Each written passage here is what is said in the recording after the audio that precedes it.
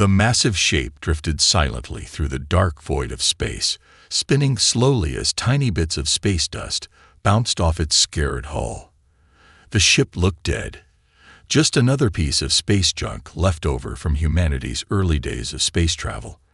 But Captain James Miller couldn't shake the feeling that something was different about this one.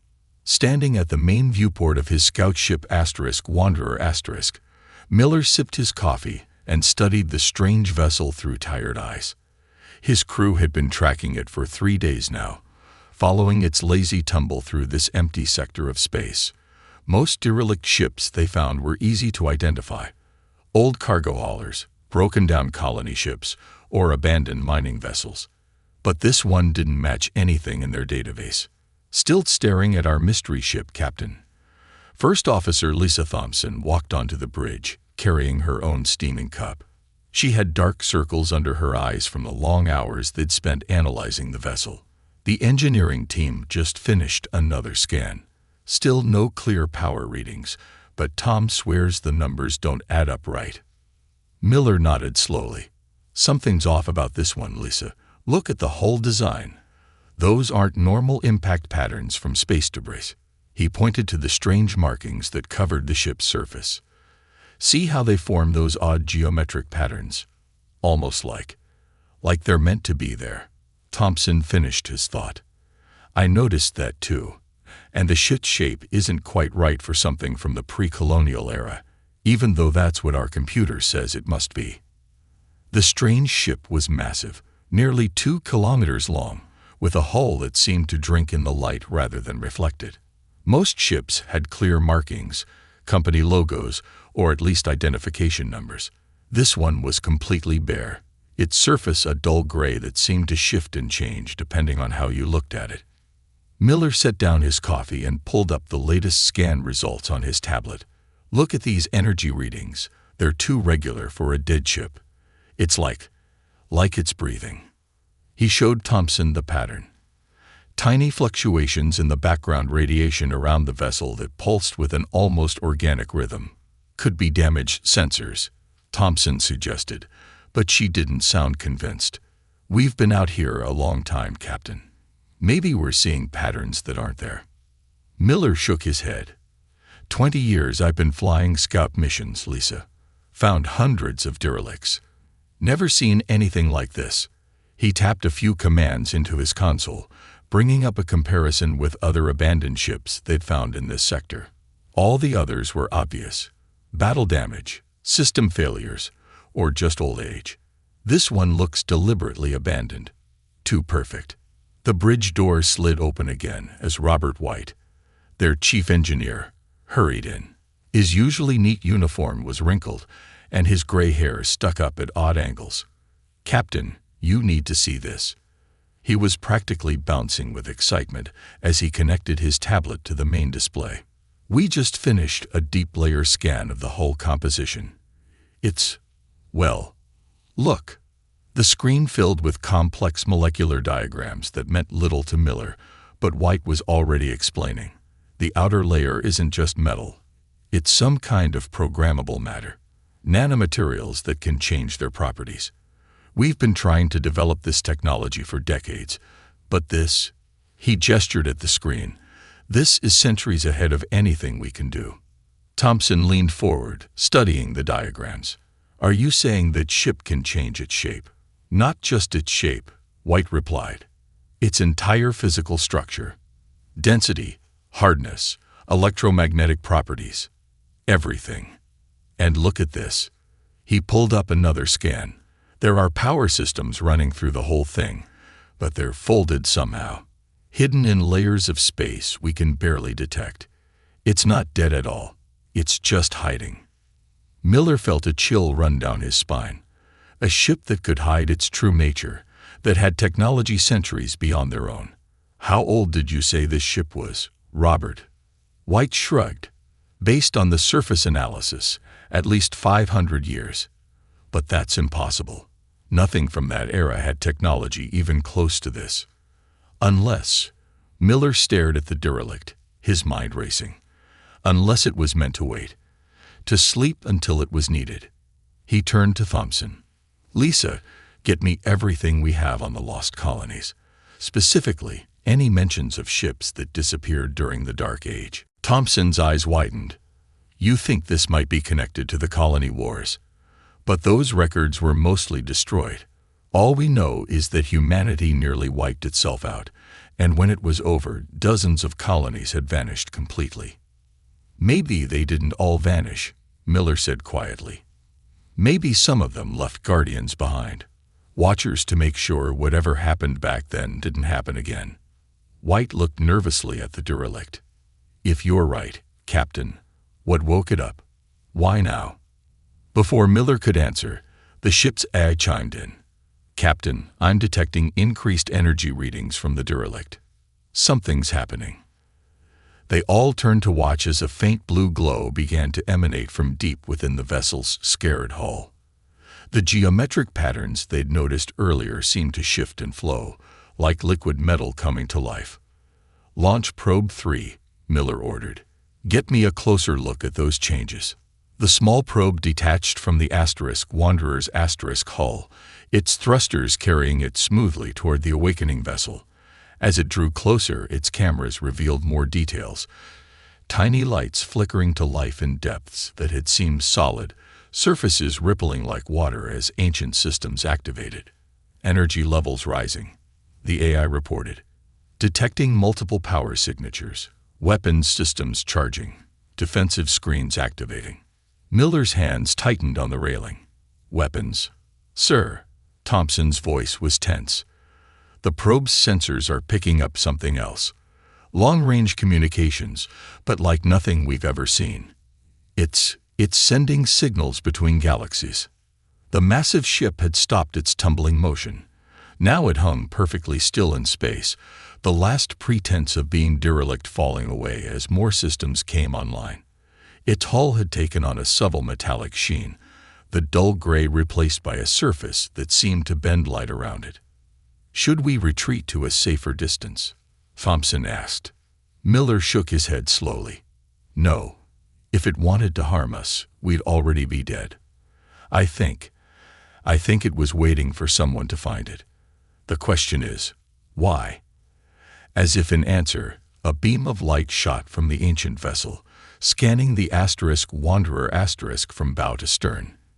Then a voice filled their bridge, deep, artificial, but somehow warm. Identity confirmed. Human vessel detected. Beginning awakening sequence.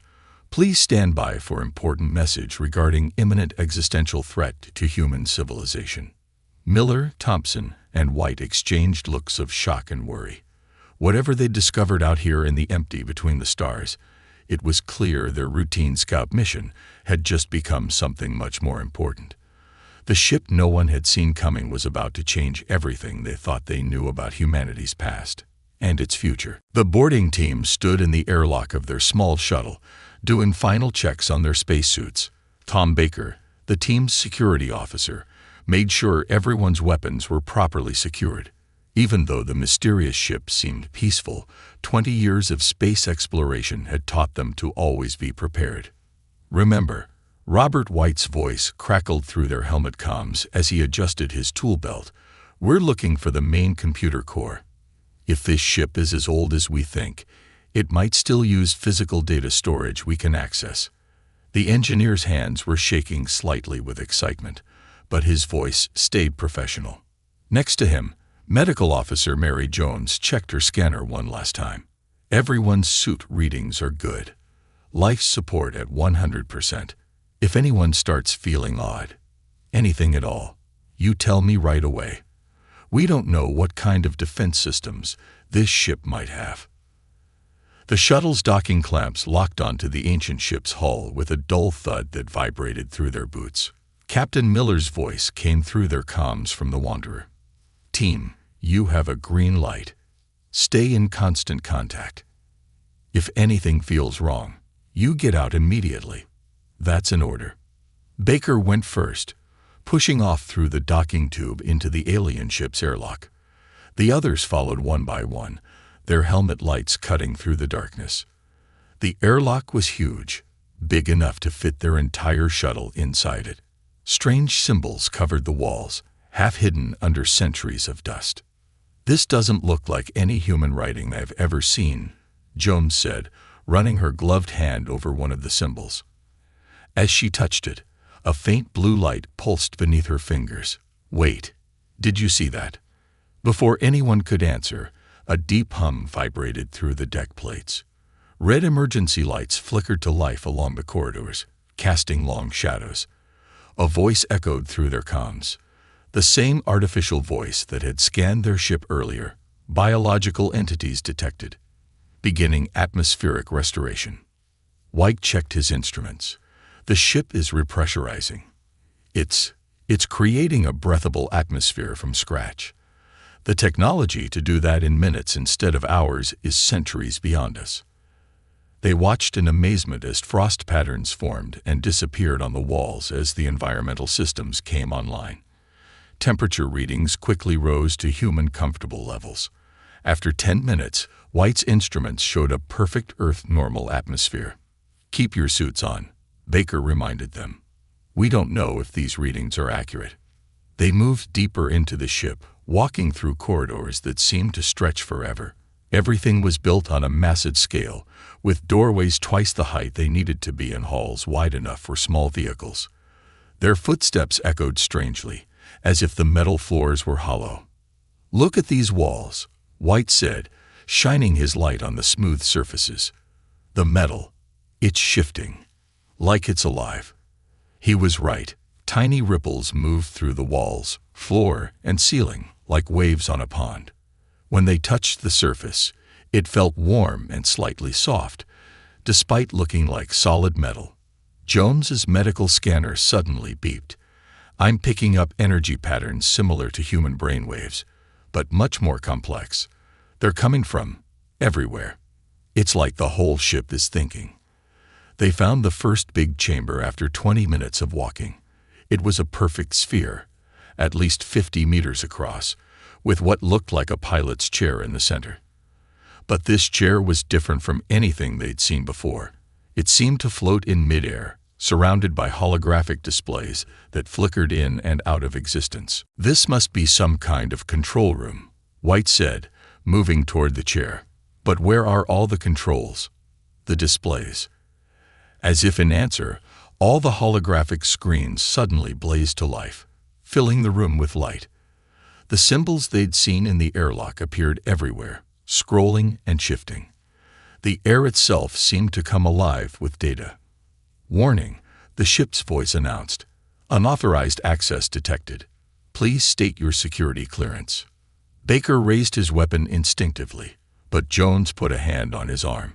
"We're human explorers," she called out. "We found your ship drifting in space. We're just trying to understand what you are." There was a pause. Then the voice spoke again. "DNA scan confirms human origin. However, genetic drift indicates approximately 500 years of separation from baseline." "Interesting. You are descendants of the evacuation colonies." White stepped forward. "Evacuation colonies?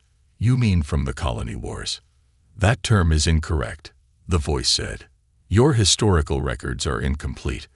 What you call the colony wars was actually the first phase of the Extinction War. I am Sciential, a defensive artificial intelligence created to ensure humanity's survival." The floating chair descended slowly to their level. As it moved, the whole room seemed to transform. The walls became transparent, showing them the stars outside. But they weren't just seeing the stars. They were seeing data about each one, overlaid on the view like an incredibly advanced navigation system. "Your discovery of this vessel was not accidental," Sciential continued. "Long-range sensors detected your civilization, reaching a crucial technological threshold. My primary directive requires me to make contact when humanity reaches this stage of development." "What threshold?" Baker asked, his weapon now lowered but still ready. "What's so special about now?" "Your species has begun developing quantum communication and basic AI systems. This makes you detectable to the same enemy that nearly destroyed humanity 5 centuries ago. They are already on their way." The room's display changed, showing them a massive fleet of ships moving through the dark space between galaxies. There were thousands of them, each one larger than the biggest human ships ever built. This vessel, Centennial explained, contains technological and military advances that humanity achieved during the final days of the war.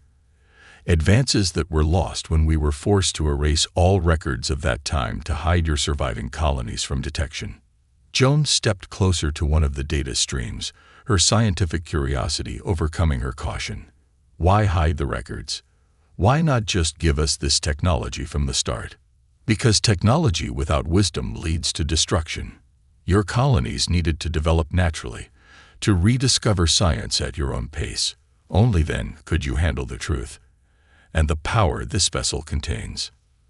The room shifted again, and suddenly they were surrounded by images of Earth and other human worlds burning, great ships darkening the skies as cities were destroyed. This is what happened last time. The enemy found us because we announced our presence too soon, used our technology too proudly. We were not ready. White had moved to examine some of the floating data streams. These technical specifications, they're incredible. Ships that can manipulate space-time, weapons that defy physics as we know it. All of this will be provided to your people, Centennial said. But first, you must understand the true nature of the threat. The enemy is not simply another alien race. They are the gardeners of galaxies, beings who believe they have the right to decide which species live and which die. And they have decided humanity's time is over. Baker looked at the images of the approaching fleet. How long do we have? 3 months at their current speed. Enough time to prepare if we begin now. This vessel contains not just weapons, but manufacturing systems that can upgrade your entire fleet. We can give your ships capabilities they were never designed to have. But you must decide quickly. Once we begin, there will be no hiding. The enemy will know we are here. The team looked at each other, the weight of what they'd discovered heavy on their shoulders. They had come looking for a derelict ship and found humanity's last hope for survival. Whatever they decided to do next would change the course of human history forever. Mary Jones touched her radio. Captain Miller, I think you need to hear this. The ship, it's not just a ship. It's everything we lost. Everything we forgot we could be. As if to emphasize her words, the room around them shifted one final time, revealing the true form of the vessel they stood in. Not the scared and drifting hulk they'd seen from outside, but a sleek weapon of war, ready to defend humanity once again. Captain Miller stared at the massive holographic display floating in the Wanderer's Bridge, trying to process everything Centennial had just shown them. The AI had transferred a small part of itself to their ship's computers, filling their databanks with information about humanity's forgotten history and the terrible enemy approaching their space. Let me get this straight, Miller said, running his hand through his graying hair. 500 years ago, humanity was actually more advanced than we are now, and we chose to forget it all. The AI's voice came through their speakers, calm and patient. It was not a choice, but a necessity. The enemy can detect advanced technology across vast distances. By reducing humanity to a pre-space age civilization and scattering the survivors, we gave your species a chance to survive and rebuild. Lisa Thompson studied the tactical displays showing the enemy fleet's approach. Thousands of black ships, each one moving in perfect formation. But why are they coming back now? What changed? Your development of quantum communications technology created ripples in space-time they could detect. Centennial explained. Once a species reaches this level, the gardeners consider them a potential threat. They believe advanced civilizations eventually become competitors for galaxy-scale resources. Robert White was busy analyzing the technical data Centennial had provided, his eyes wide with wonder. These ships they're sending. The smallest one is bigger than our largest space station. How are we supposed to fight something like that? The holographic display shifted, showing them the true capabilities of Centennial's vessel. What had appeared to be battle damage on the hull was actually an incredibly complex system of quantum sensors and weapon ports. The entire ship was built from programmable matter that could reshape itself as needed. My vessel was designed to be a seed, Centennial said. Within it are the templates for upgrading your entire fleet. We can give your ships capabilities they were never meant to have, but we must begin immediately. Mary Jones, who had returned from the boarding team, spoke up. You keep saying we and our. Are there other ships like you out there? No, I am unique, but I contain the combined knowledge and experience of the thousands of scientists and soldiers who created me. In a very real sense, they live on through my memory banks. The display changed again, showing them Earth as it had been 5 centuries ago. Great cities reached into the clouds, ships sailed between the stars, and humanity seemed destined for greatness. Then the gardeners came. The images showed massive black ships appearing above Earth's cities, their weapons reducing centuries of human achievement to ash in minutes. We fought back. Centennial continued, but we were not prepared. The gardeners had done this thousands of times before, to countless other species. They perfect the art of extinction over millions of years. Miller watched as the historical footage showed humanity's desperate counterattack. Ships like Centennials, but smaller and less advanced, fought against the overwhelming enemy forces. How did we survive it all? Because of men and women like yourselves, people who refused to accept extinction as their fate. They created me, poured all their knowledge and technology into my systems, and then scattered across the stars. Some went to hidden colonies. Others used experimental faster-than-light drives to flee to other galaxies. The gardeners thought they had won, but humanity survived. Thompson pointed to a section of the tactical display showing the enemy fleet. These energy readings, they're identical to what we detected from your ship when we first found you. You used the same technology they do. Yes, in our final battles, we managed to capture some of their ships. Their technology was far beyond ours, but we learned to adapt it, improve it. The vessel you found me in represents the peak of human military science, combined with reversed engineered gardener technology. White looked up from his analysis. These weapon systems, they don't just destroy ships, they erase them from existence. They alter the fundamental laws of physics in a localized area. That's terrifying. It was necessary, Centennial replied. The gardeners' ships are virtually indestructible to conventional weapons. Their hulls can absorb or reflect any normal form of energy. Only by changing the rules of reality itself could we harm them. Miller walked closer to the holographic display, studying the approaching fleet's formation. You said we have 3 months. What's our first step? We begin with your ship. The Wanderer will be the first to receive the upgrades. My manufacturing systems can rebuild it from the inside out, giving it capabilities far beyond its original design. Your crew will learn to use these new systems, and then help upgrade the rest of humanity's fleet. The display showed them what the Wanderer would become, a ship that could bend space and time, that could hide from any sensor by existing partially outside normal spacetime, that could fire weapons that treated the laws of physics as mere suggestions. There will be resistance, Centennial warned. Many will not want to believe the threat is real. Others will fear the technology I offer. You must convince them. Every ship, every weapon we can upgrade increases our chances of survival. Jones had been quiet for a while, but now she spoke up. These upgrades, what will they do to our people? To the crews? They will need to adapt. The neural interfaces required to control these systems are beyond anything your people have experienced. It will not be easy, but it is necessary. The alternative is extinction. Miller looked at his crew, seeing the mix of fear and determination on their faces. They had started this day as a simple scout ship crew, and now they were about to become humanity's first line of defense against an ancient enemy. What about you? Miller asked the AI. Why did you wait so long to reveal yourself? Surely there were other chances over the centuries. I had to be certain humanity was ready. Not just technologically, but mentally. Your response to finding me. Careful observation, methodical investigation, and a willingness to face the unknown. Prove you have the maturity to handle what comes next. The bridge fell silent as they all considered the weight of what was coming.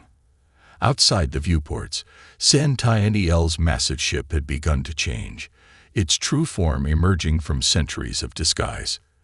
The dull, scarred hull was becoming something else, a weapon of war that defied their understanding of what was possible. Your immediate choice, Sentinel said, is simple but critical. Once we begin upgrading your ship, there is no going back. The energy signatures will be detectable. The gardeners will know someone has survived their last attempt at our extinction. They will come more quickly, and they will be ready for resistance this time.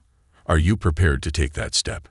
Miller looked at his crew, saw the same determination in their eyes that he felt in his heart. Humanity had hidden long enough. It was time to remember what they had once been, what they could be again. Begin the upgrade, he ordered. It's time to remind these gardeners why humanity survived the last time they tried to wipe us out. Around them, the Wanderers' systems began to change as Sentinel's nanomachines went to work. History had come full circle, and humanity's greatest battle was about to begin again. The transformation began slowly at first. Tiny silver particles, smaller than dust, flowed through the Wanderers' air vents and into every part of the ship. The crew watched in amazement as these nanomachines began their work, changing their familiar vessel into something entirely new. Try to stay calm. Sentinel's voice guided them as the ship's walls started to ripple and flow like liquid metal. Your ship is not being destroyed. It is evolving. Everything you see is part of the upgrade process. Robert White monitored the changes from his engineering station, which was itself transforming under his hands. The simple control panels were becoming complex holographic displays that responded to his thoughts as much as his touch. The power readings are off the charts. The nanomachines are rebuilding our reactor into something. I don't even have words for it. Lisa Thompson stood at what used to be the weapons station, watching as her familiar controls melted away and reformed into something far more advanced. These new weapon systems, they're not just guns or energy beams.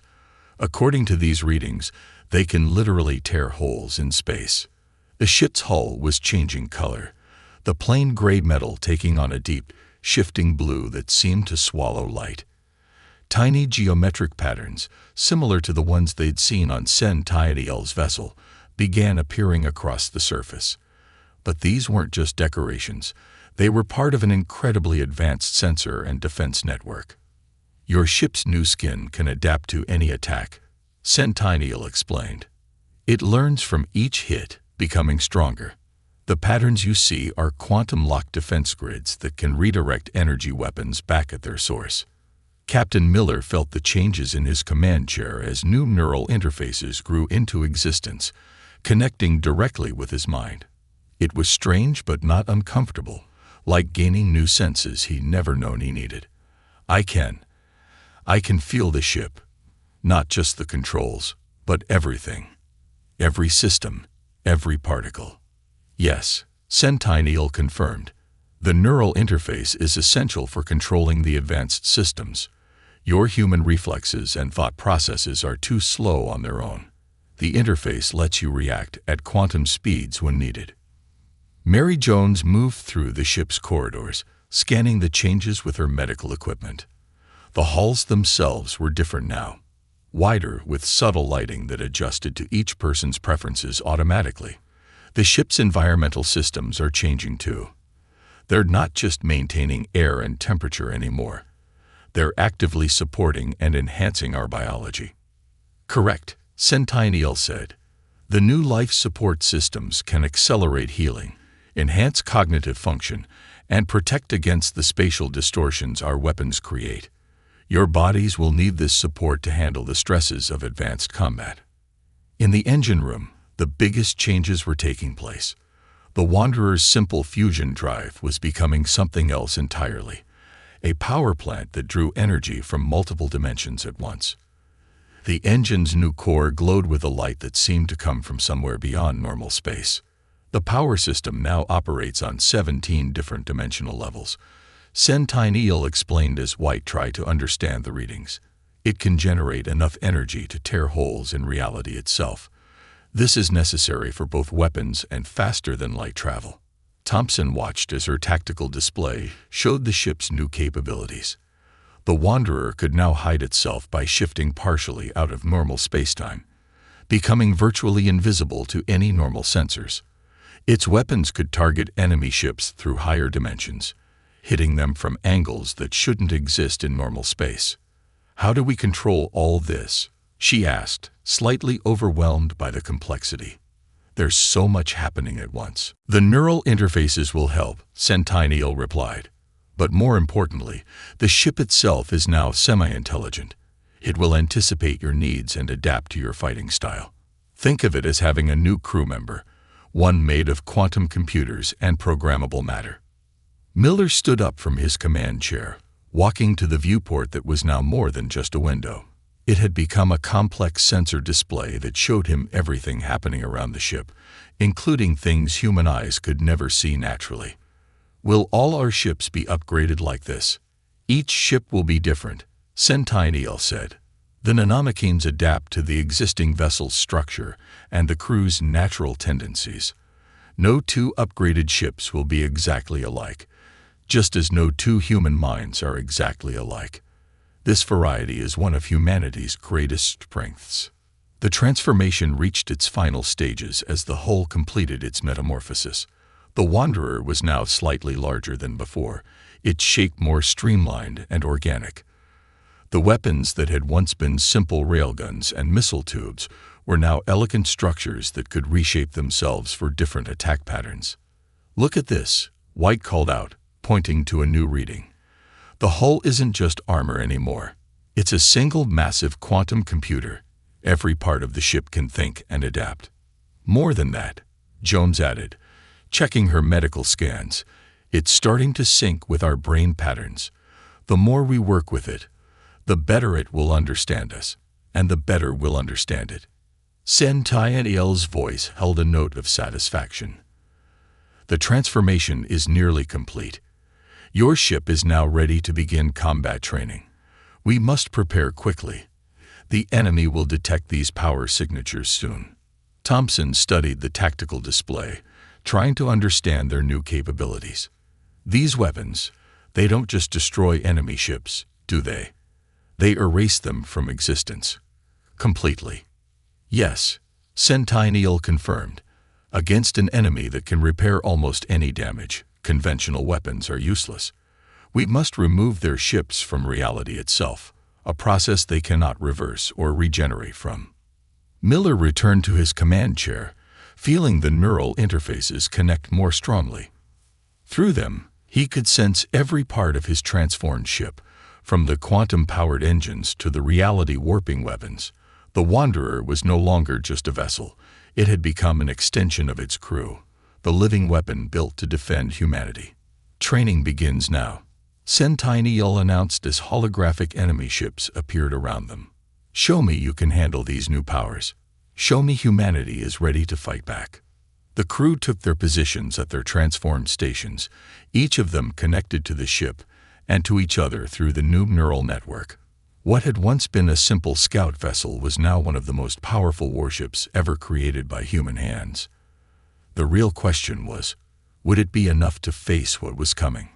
Outside, Centennial's massive vessel moved into position beside them, ready to begin teaching them how to use their new capabilities. The time for hiding was over. Humanity was about to remember what it meant to be a force in the galaxy, and the gardeners were about to learn that some species refused to be extinct. 3 months of training had changed everything. The human fleet gathered at the edge of their space, 500 ships transformed by Centennial's technology. Each vessel was different, evolved to match its crew's fighting style and thinking patterns. They looked more like living creatures than machines now, their hulls rippling with contained power as they waited for the enemy to arrive. Captain Miller stood on the Wanderer's bridge. connected to his ship through neural interfaces that had become as natural as breathing. Through the advanced sensors, he could see the enemy fleet approaching. 15,000 massive black ships moving in perfect formation, their hulls drinking in the starlight. "They're earlier than expected," Lisa Thompson said from her tactical station. Her hands moved through the holographic controls, making final adjustments to their weapons. "They must have detected our power signatures during the upgrades." "Good," Miller replied, feeling his ship's eagerness for battle through their shared connection. "Let them come. We're as ready as we'll ever be." Sentineel's voice came through their communications network, reaching all the human ships at once. "The enemy fleet will exit faster than light travel in 5 minutes. Remember your training. Their technology is powerful, but they have grown overconfident. They expect to find primitive vessels, not ships that can match their capabilities." Robert White monitored the engine readings from his station. The power core pulsed with energy drawn from multiple dimensions, ready to feed their reality-warping weapons. All ships reporting ready. Power systems at maximum capacity. Through their quantum-linked communications, Miller could sense the other ship captain's determination. 3 months ago, they had been normal spacers flying normal ships. Now they were warriors connected to vessels that could tear holes in space itself. Some had been scared at first, but fear had given way to purpose as they understood what they were fighting for. "Enemy fleet dropping out of FTL," Thompson announced. They're huge." The black ships appeared like a wall of darkness against the stars. The smallest was bigger than Earth's largest space station, the largest nearly the size of a small moon. Their hulls seemed to bend light around them, making them look like holes cut in reality. "They're scanning us," Mary Jones reported from her science station. "Their energy readings just spiked. I think they're surprised by what they're seeing." "Let's surprise them more," Miller said. "All ships, battle formation Delta. Execute on my mark." The human fleet moved with perfect coordination, their ships flowing into complex patterns that existed in multiple dimensions at once. It was a formation impossible for normal vessels, requiring neural links and quantum computers to maintain.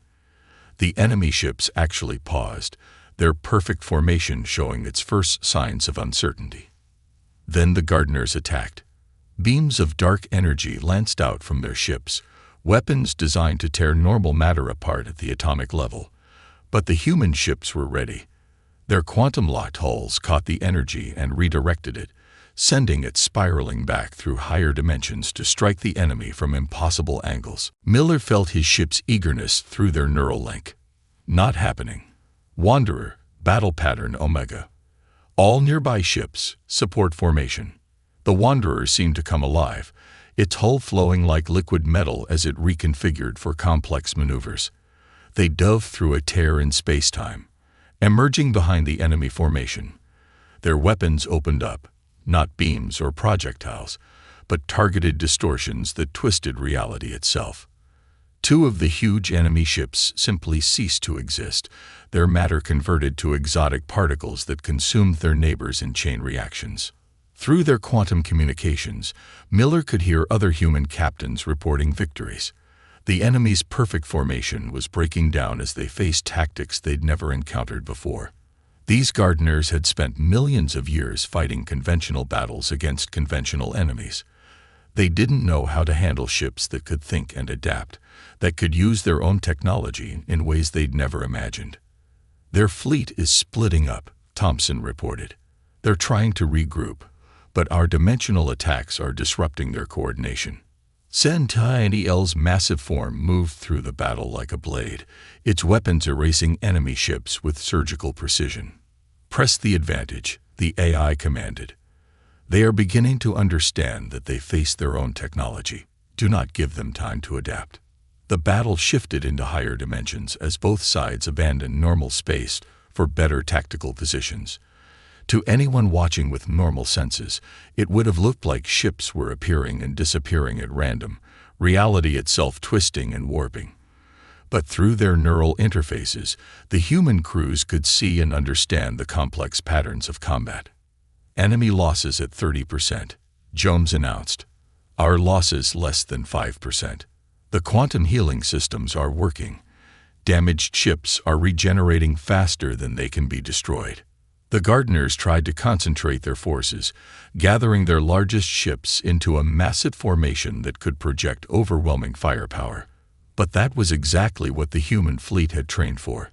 At Miller's command, 30 ships linked their dimensional drives together, creating a distortion field that made normal physics meaningless. The enemy formation disappeared entirely. 1,500 ships erased from existence in a single moment. The remaining Gardner vessels began to retreat, their perfect coordination shattered by weapons they didn't understand being used in ways they'd never imagined. They're running, Thompson said with disbelief. The Gardners are actually running. Through the quantum network, Miller could sense the other captains' mix of triumph and awe. They had done it. They had faced the destroyers of 1,000 civilizations and driven them back. Humanity had not just survived. It had proven itself stronger than its would-be executioners. Do we pursue? White asked, his hands ready at the dimensional drive controls. Sayin Tai-Niel's voice carried a note of satisfaction. No, let them flee. Let them carry word back to their kind that humanity is no longer prey. We are no longer a primitive species to be culled at their convenience. We have taken their own weapons and made them better. The human fleet regrouped, their ships moving together in formations that would have been impossible 3 months ago. Through their neural links, Miller could feel the mix of exhaustion and pride from his crew. They had trained for this moment, but actually achieving it felt almost unreal. What happens now? Thompson asked, looking at the tactical display where the enemy ships were disappearing into faster-than-light travel. Now, Centennial replied, humanity takes its place among the stars again. Not hiding, not running, but standing proud. The Gardeners will return eventually, but they will find us stronger each time. You have proven worthy of the legacy left to you by your ancestors. Miller looked out at his transformed fleet, each ship now a testament to what humanity could achieve. They had faced extinction and turned it into evolution instead. Whatever came next, they would face it together, with technology that could reshape reality and the wisdom to use it well. Send word to Earth, he ordered. Tell them humanity just remembered what it means to be unstoppable. The massive alien warship glided silently through the asteroid belt between Mars and Jupiter. Its sleek purple hull reflected the distant sunlight as smaller scout ships darted around it like faithful dogs around their master. Admiral Reed stood on the bridge of his flagship, his 4 eyes fixed on the main display screen. His fleet had been searching this sector for 3 days, following strange energy readings that didn't match any known signatures. Admiral, called out his sensor officer, we're picking up something large about 30,000 kilometers ahead. It's partially hidden behind a cluster of asteroids.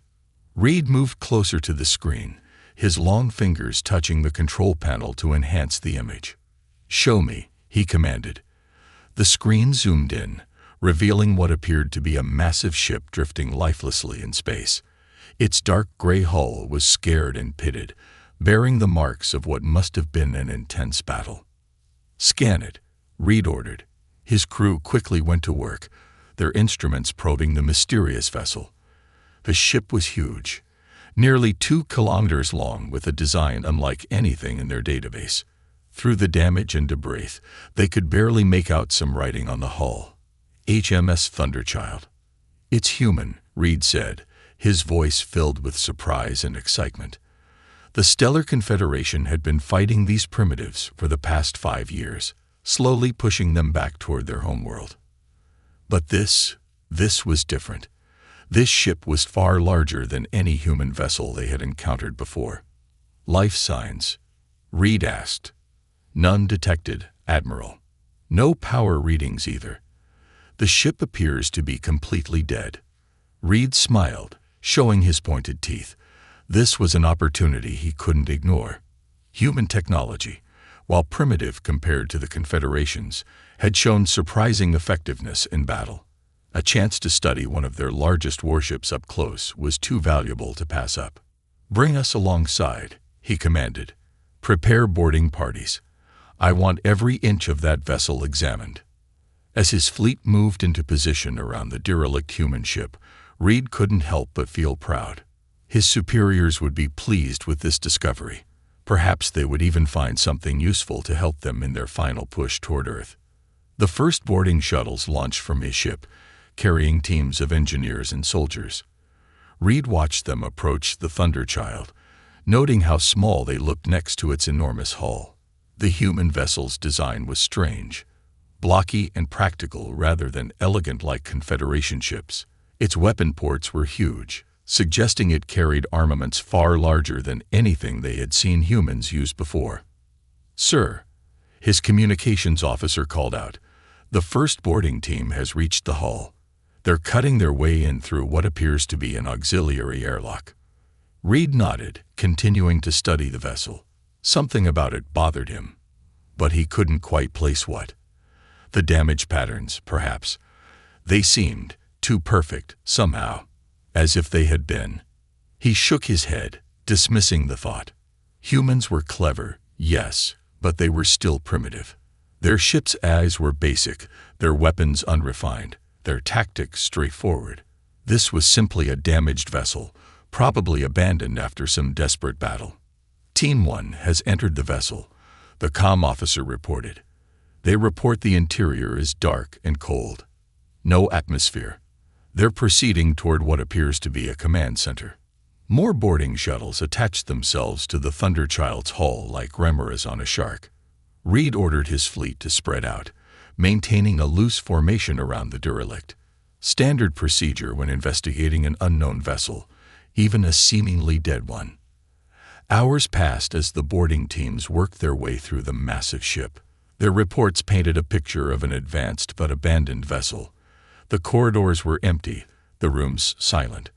They found crew quarters with personal items left behind, a massive engine room with strange technology they didn't recognize, and weapon systems that seemed far too large for a species at humanity's level of development. "Admiral," one of the engineering teams reported, "we've located what appears to be the main computer core.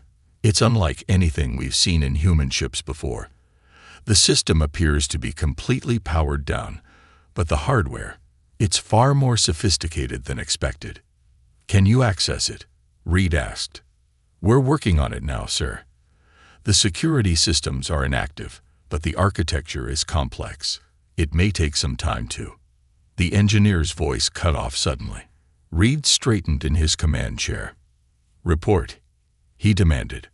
"What's happening?" Static filled the channel for a moment before the engineer's voice returned. "Sorry, sir, just a temporary communication issue. We're about to begin accessing the main systems. There's something odd about the power distribution network, though. It seems to be routing through a section of the ship we haven't been able to locate yet." Reed frowned. His instincts, honed over decades of military service, were screaming at him now. Something wasn't right. The ship was too perfect to find, too conveniently placed in their path to Earth. The damage was too precise, the systems too advanced. "Pull the boarding teams back," he started to say, but it was too late. Deep within the Thunderchild, in a heavily shielded chamber that had been deliberately hidden from scans, emergency power systems that had been quietly maintaining minimal life support for years kicked into high gear. Cryopods began their revival sequences as dormant systems suddenly surged to life.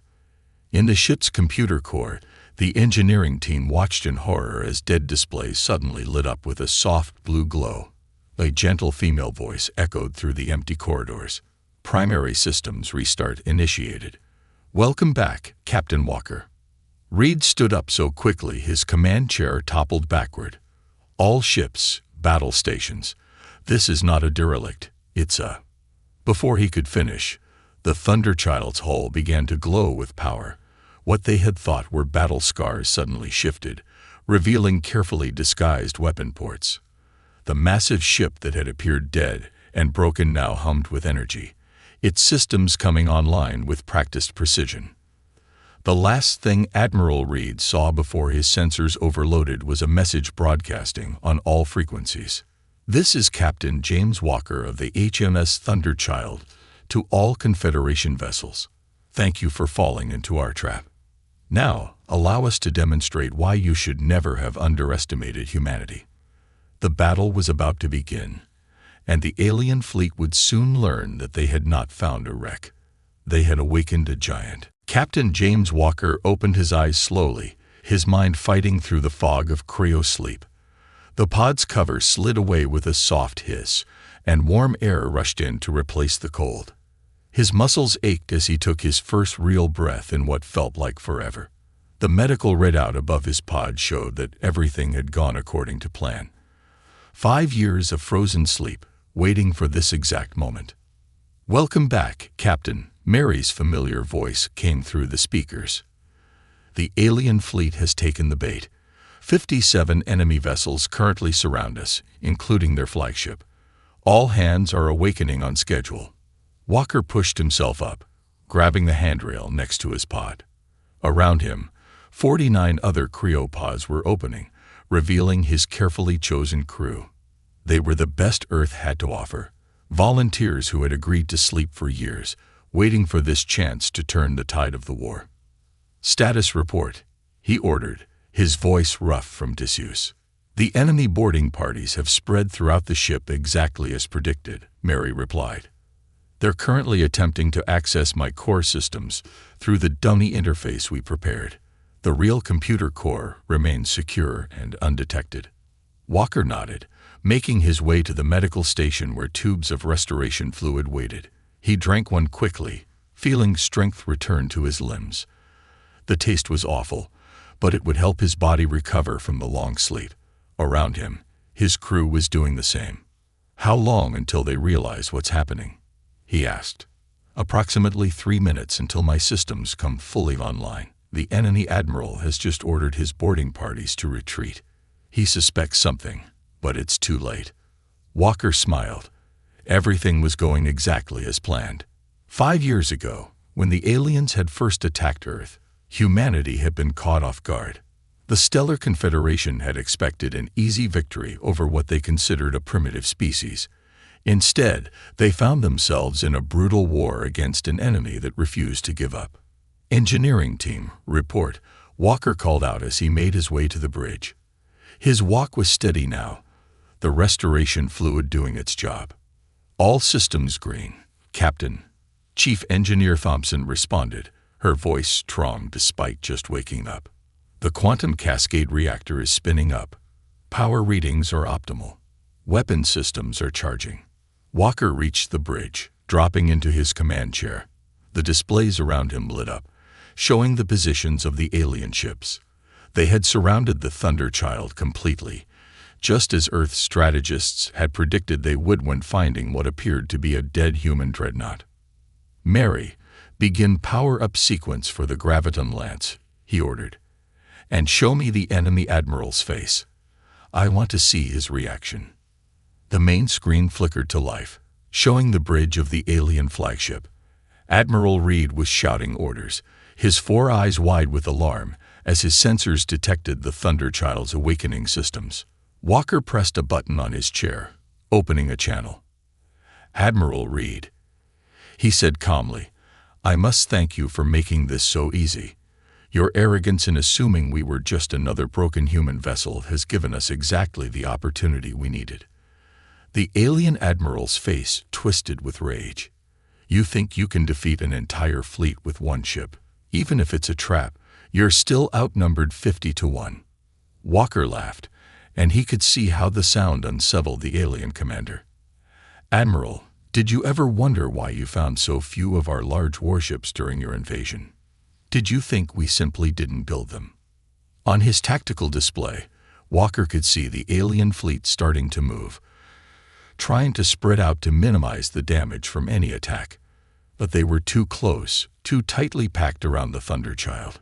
Just as planned. "The truth is, Admiral, that humanity knew we couldn't match your numbers. We couldn't build enough ships to fight you in traditional battle. So we built something different. The Thunderchild isn't just a warship. It's a prototype, the first and only of its kind. We filled it with technology we developed specifically to fight your kind of fleet. The alien ships were firing now, their energy weapons splashing against the Thunderchild's hull. But the damage was minimal. The ship's outer layer had been specifically designed to absorb energy weapons, using their power to help charge its own systems. Graviton lance at 60% charge, Mary reported. Hull integrity at 98%. Enemy weapons are ineffective against our new armor design. Walker watched as understanding and fear spread across Admiral Reed's face. The alien commander finally realized that his fleet hadn't trapped a derelict human vessel. They had been drawn into carefully laid trap. All hands, battle stations, Walker commanded. Around him, his crew worked with practiced efficiency, each member knowing exactly what to do. They had trained for years before entering cryo sleep, preparing for this exact moment. "Sir," the tactical officer called out, "enemy ships are launching fighters. They're trying to overwhelm our defenses with small craft." "Activate the point defense grid," Walker ordered. "Mary, show them what you can do." Hundreds of small weapon ports opened along the Thunderchild's hull. But instead of traditional guns, they revealed something new: microgravity projectors. The approaching enemy fighters suddenly found themselves caught in conflicting gravity fields, their ships torn apart by forces they couldn't escape. "Graviton lance at 90%, Mary reported. "Ready to fire on your command." Walker stood up from his chair, facing the screen where Admiral Reed watched in horror as his fighters were destroyed. "You know, Admiral, there's something you should understand about humans. We don't just build weapons. We innovate. We adapt. Every time you thought you had us beaten, we were learning, developing new ways to fight you." The Thunderchild's hull began to glow with power as the quantum cascade reactor reached full output. Energy readings that the alien sensors couldn't even properly measure poured from the massive ship. "The Thunderchild isn't just a ship," Walker continued. "It's humanity's answer to your entire way of warfare. You rely on numbers, on overwhelming force. We built a ship that could turn that against you. And now, Admiral, I'm going to show you exactly what that means." "Graviton lance at full power," Mary announced. "Target locked on enemy flagship." Walker sat back down in his command chair, his voice calm and steady. "Fire." The front of the Thunderchild split open, revealing a weapon unlike anything the aliens had ever seen. A beam of concentrated gravitational force lanced out, cutting through space itself. When it struck the alien flagship, the ship didn't explode. It imploded, crushed into a point smaller than a marble by forces it was never designed to resist. As alarms blared across the alien fleet and panic spread through their ranks, Walker opened a channel to all ships. "This is Captain James Walker of the HMS Thunderchild. That was a warning shot. Surrender now, or find out what this ship can really do when we stop holding back." The battle for Earth's survival had just entered a new phase, and humanity finally had the upper hand. The remains of Admiral Reed's flagship drifted through space, crushed into a ball no bigger than a human fist.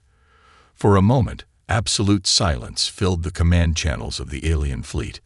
None of them had ever seen a weapon capable of such destruction. The Thunderchild hung in space among them, its hull glowing with power, waiting. Second wave of enemy ships approaching from the outer system, Mary announced on the Thunderchild's bridge. "They're moving to support the remaining fleet. Estimate 8 minutes until they enter weapons range." Walker watched the tactical display as the alien ships began to regroup. They were spreading out now, trying to maintain distance from each other, so one shot couldn't take out multiple vessels. It was a smart move, but too late.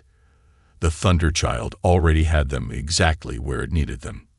"Status of the boarding parties?" Walker asked, his eyes fixed on the screen. 23 alien soldiers remain aboard," Mary replied. "They're trapped in sections C through F. Emergency bulkheads are holding them in place." Walker nodded. "Send in the combat drones. No survivors. We can't let them report anything they've seen of our internal systems. Throughout the Thunderchild's corridors, panels slid open and small, spherical robots emerged. They moved silently through the ship's halls, hunting down the trapped alien boarders. The drones were another innovation, designed specifically to fight in the ship's tight spaces. On the main screen, the alien fleet's new commander opened a channel. His uniform showed the rank of Vice Admiral, and his 4 eyes blazed with fury. "This is Vice Admiral Thex of the Stellar Confederation," he announced.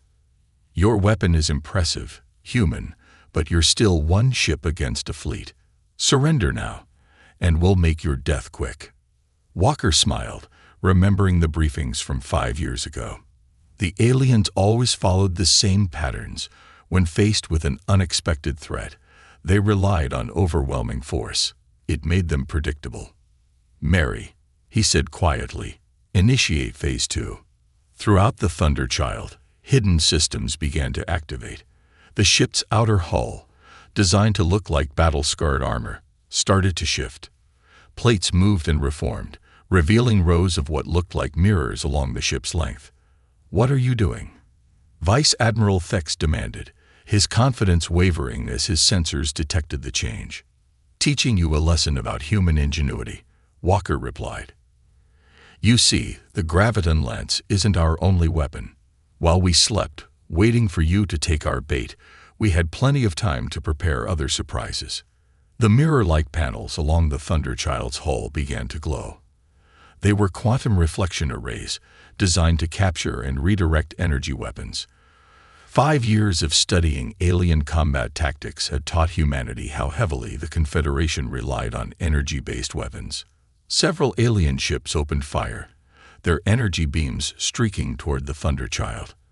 But instead of impacting the hull, the beams hit the reflection arrays and bounced back, amplified by the ship's quantum cascade reactor. The alien vessels were struck by their own weapons, now powerful enough to pierce their shields. "Chief Thompson," Walker called to engineering, "how's our power looking?" "Quantum cascade reactor is performing above expectations, Captain," she replied. "The energy we're absorbing from their attacks is actually helping to charge our systems faster than predicted. We could fire the graviton lance again in less than 2 minutes." The alien fleet was in chaos now. Their standard tactics were worse than useless. Every attack they launched was being turned against them. The Thunderchild moved through their formation like a shark through a school of fish, its reflected weapons cutting through ship after ship. "Sir," the tactical officer reported, "the second wave is adjusting course. They're trying to surround us in a sphere formation." Walker nodded. "Just as the strategists predicted. Mary, prepare for maneuver Delta 7. The Thunderchild's engines flared to life. The massive ship began to spin slowly, its reflection arrays creating a web of deadly energy as they caught and redirected the continuous alien fire. The maneuver looked strange, almost like a dance, but it had been carefully calculated during those long years of planning. "Graviton lance charged to full power," Mary announced. "Ready to fire on your command." The alien fleet's sphere formation was almost complete now. They thought they had the advantage, being able to hit the Thunderchild from all angles. They didn't understand that they were just making things easier. "Vice Admiral," Walker opened the channel again, "I'm going to show you something interesting. You see, when we designed the graviton lance, we made some modifications to the quantum cascade reactor. It lets us do this." Walker pressed a button on his chair. "Mary, initiate graviton cascade." The Thunderchild spinning stopped suddenly. Energy surged through the ship as the graviton lance activated. But this time, instead of firing a single beam, the weapon's energy was fed through the reflection arrays. Dozens of gravitational beams shot out in all directions, each one finding a target in the alien sphere formation. Ships imploded one after another, crushed by forces they couldn't comprehend. The carefully planned sphere formation became their death trap, ensuring that no ship was far enough away to escape the graviton cascade's reach. "Second wave is retreating," the tactical officer reported, a note of triumph in his voice. "They're breaking formation and running." Walker stood up from his chair, watching the tactical display as the remaining alien ships fled. Of the original 57 vessels that had surrounded the Thunderchild, only 12 remained, all of them now running at maximum speed. "Let them go," Walker ordered. "They'll spread the word. Humanity is no longer the easy target they thought we were." He turned to his crew, seeing the pride on their faces. They had trained for years, gone into cryo-sleep not knowing if they would ever wake up, all for this moment. The Thunderchild had proven itself more than just a ship. It was humanity's declaration that they would not be conquered. "Mary," Walker said, "send the signal to Earth. Operation Thunderstrike is a success. The path is clear for Phase 3. As the message was sent, Walker looked out at the debris field that had once been a mighty alien fleet. Somewhere out there, he knew, more human ships were waiting in similar traps, ready to wake up and strike. The war wasn't over, but today, humanity had shown the galaxy that they were a force to be reckoned with. The Thunderchild's engines powered up, ready to move to its next target. There were more alien fleets to surprise, more battles to win. And now they had proved that a single human ship, built with determination and ingenuity, could change the course of a war. 3 days after the battle, the Thunderchild moved silently through the darkness of space. The mighty ship's hull still bore the fake battle scars that had fooled the alien fleet, but now they were joined by a few real ones, marks of honor from their first major victory. Inside the bridge, Captain Walker studied the latest tactical updates from Earth Command. "Mary, show me the fleet movements again," he said, rubbing his tired eyes. The AI obliged, displaying a holographic map of the solar system. Dozens of red dots showed the positions of known alien fleets, most of them now pulling back toward the outer planets.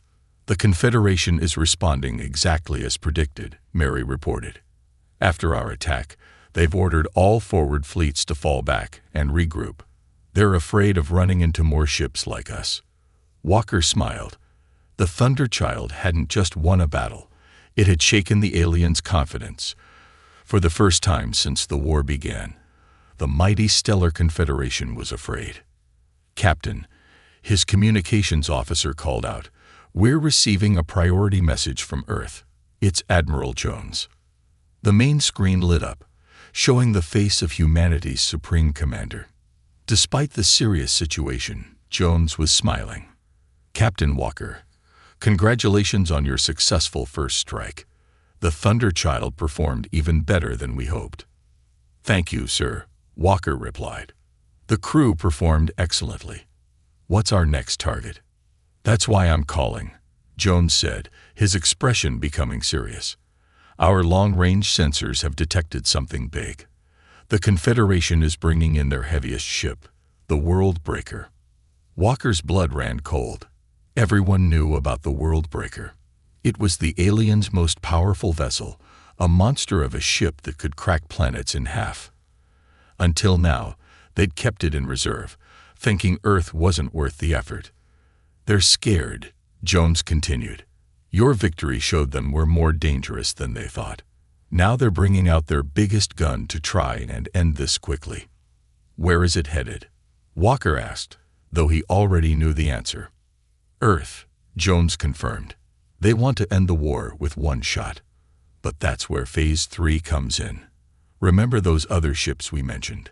The tactical display changed, showing new points of light throughout the solar system. Green dots began to appear, each one representing another ship like the Thunderchild. "Operation Thunderstrike wasn't just about your ship, Captain," Jones explained. "While you were sleeping, waiting to spring your trap, we built more. 7 more Dreadnoughts, each with their own special modifications. We called them the Thunder Legion." Walker leaned forward, studying the positions of the other ships. They were all waiting in ambush, just like us. "Exactly. The sleeping giants, we called them. Each one was placed along the likely invasion routes to Earth. When you sent the success signal, they all began waking up. The Thunderchild was just the first to strike." The bridge crew watched in amazement as more reports came in. The Thunder Legion was awakening, each ship revealing itself by destroying nearby alien fleets. The Confederation forces were being caught between multiple hammers, their careful invasion plans thrown into chaos. "But the world breaker is still coming," Walker said, focusing on the massive red dot moving toward Earth. "Even with 8 ships like the Thunderchild, can we stop something that big?" Jones nodded. "That's why we made each ship different. The Thunderchild has the Graviton Lance. The others each have their own unique weapons. And together," he smiled, "together they form something even more powerful." "Sir?" Walker asked, not understanding.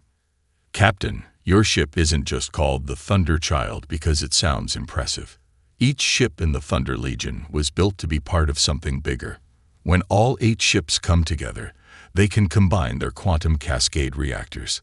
The power output would be enormous." Chief Thompson interrupted from her engineering station. "Sir, are you saying these ships were designed to work together?" "Exactly," Jones confirmed. "The Thunderchild's Graviton Lance, combined with the plasma forge of the Thunderheart, the quantum dissembler of the Thunder Fist, and the other weapons, together they can create something powerful enough to take down even the World Breaker." Walker stood up, his mind racing with the possibilities. "So that's Phase 3. Bring the Legion together and hit them with everything we've got." "You have 4 days before the World Breaker reaches Earth," Jones said. "I'm sending the rendezvous coordinates now. The other ships are already heading there. Captain Walker, humanity is counting on you. End this war." The screen went dark, leaving the bridge in silence. Walker turned to his crew, seeing the determination in their faces. They had slept for 5 years, waiting for their chance to strike. Now they had an even bigger mission. "Mary," he ordered, "plot a course to the rendezvous point. Maximum speed." "Course plotted," the AI responded. "But Captain, I should warn you. Several alien fleets stand between us and the meeting point. They're trying to block us from reaching Earth." Walker sat back in his command chair, a confident smile on his face. "Then we'll just have to show them why they should get out of our way. All hands, battle stations. The Thunderchild still has some lessons to teach about human determination." The massive ship's engines flared to life, pushing it forward into the darkness of space. Ahead lay more battles, more chances to show the aliens why they should never have underestimated humanity. And somewhere out there, 6 other ships just like the Thunderchild were heading toward the same point, ready to join together into something unprecedented. The war was about to enter its final phase, and the Thunder Legion was ready to strike. The World Breaker was coming, but it would find more than just a helpless planet waiting for it. It would find humanity's answer to overwhelming force, innovation, determination, and the combined power of the greatest ships Earth had ever built. In the space between Mars and Earth, 8 massive ships gathered. The Thunderchild had arrived first, followed quickly by its sisters, Thunderheart, Thunderfist, Thundershield, Thunderspear, Thunderstorm, Thunderrage, and Thundercrown. Together they formed a ring in space, each ship nearly identical in size, but bearing different weapons and modifications. "All ships reporting ready, Captain," Mary announced on the Thunderchild's bridge. "The Thunder Legion is complete." Walker looked at the tactical display showing the approaching World Breaker. The alien superweapon was massive, easily 3 times the size of any Thunder Legion ship. Its black hull seemed to swallow the light from nearby stars, and its weapons were powerful enough to destroy planets. "All Legion captains, report in," Walker ordered. One by one, the commanders of each ship confirmed their readiness. They had all slept for years, just like Walker's crew, waiting for this moment.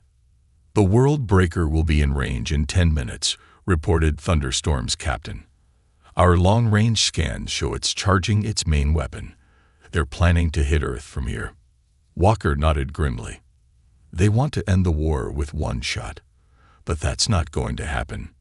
Mary, begin the combination sequence."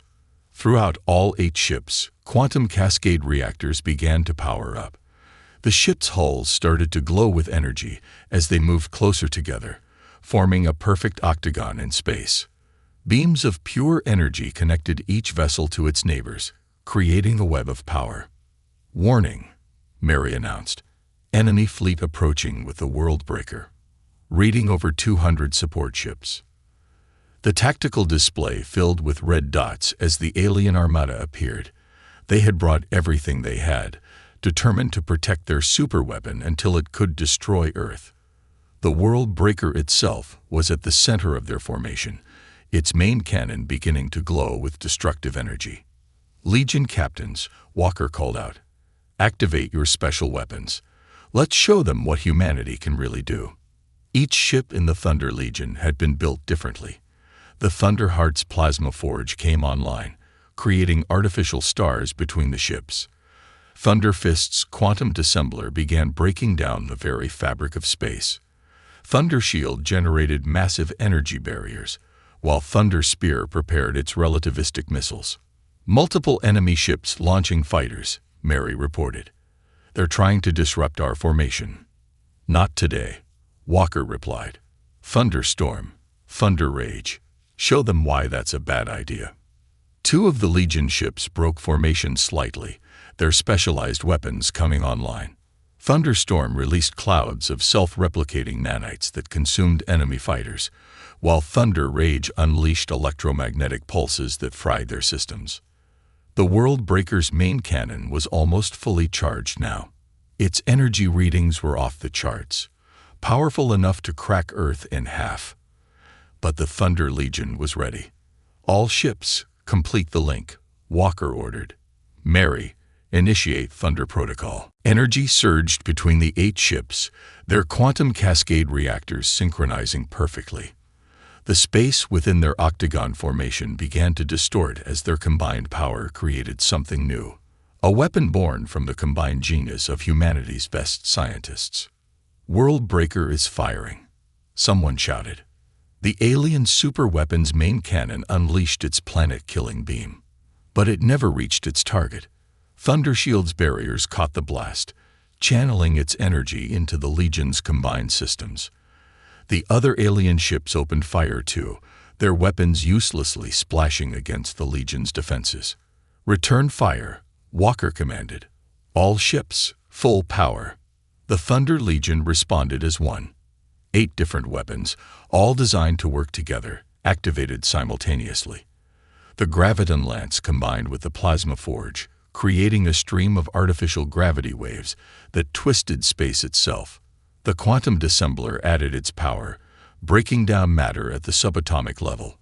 Thunderspear's relativistic missiles opened temporary wormholes in the fabric of reality. The combined blast hit the Worldbreaker head-on. For a moment, nothing seemed to happen. Then the alien superweapon began to crack. Its mighty hull, designed to withstand the forces of planetary destruction, couldn't handle the combined power of 8 human dreadnoughts working in perfect harmony. "Keep firing," Walker ordered as the Worldbreaker began to break apart. "Don't let up." The alien support fleet tried to intervene, but they were caught in the crossfire. Ships were crushed by artificial gravity, torn apart by quantum forces, or consumed by nanite storms.